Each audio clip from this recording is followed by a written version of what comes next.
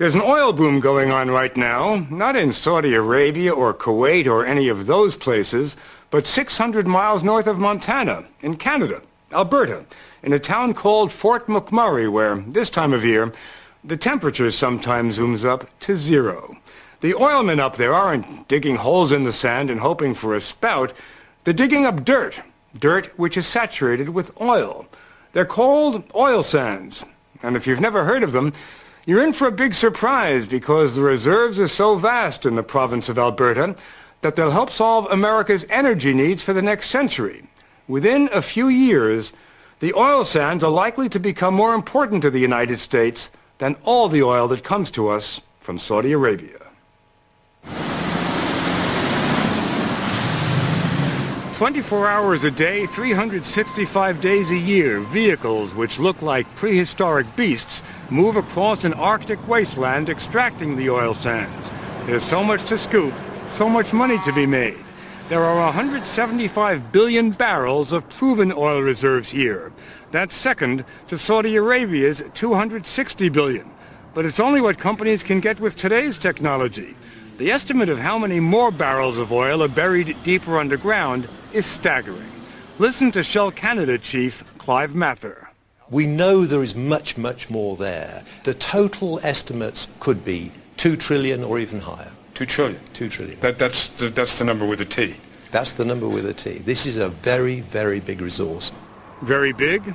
That's 8 times the amount of reserves in Saudi Arabia. The oil sands are buried under forests in Alberta the size of Florida. The oil here doesn't come gushing out of the sand the way it does in the Middle East. The oil is in the sand. It has to be dug up and processed. It didn't always. The oil sands have been in the ground for millions of years, but for decades, prospectors lost millions of dollars trying to squeeze the oil out of the sand. It simply cost too much.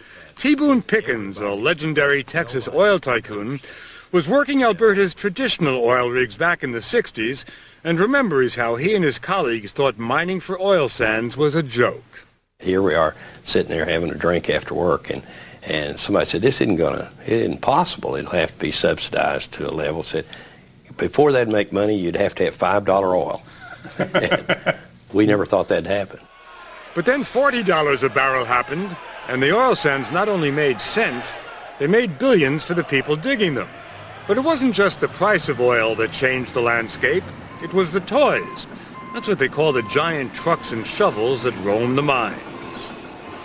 Everything about the oil industry has always been big. It's characterized by bigness, from the pumps to the personalities.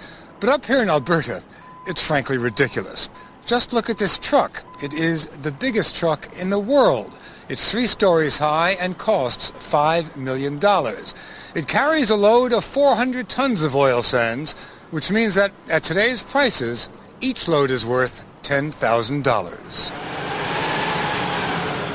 What's it like to drive one of these monsters? At the foot of a tire, we asked driver Jim Locke. You got 14 steps going up, and at my house at home, I have 14 steps going up upstairs. So it's like going upstairs my house, sitting on my bed, and driving my house downtown.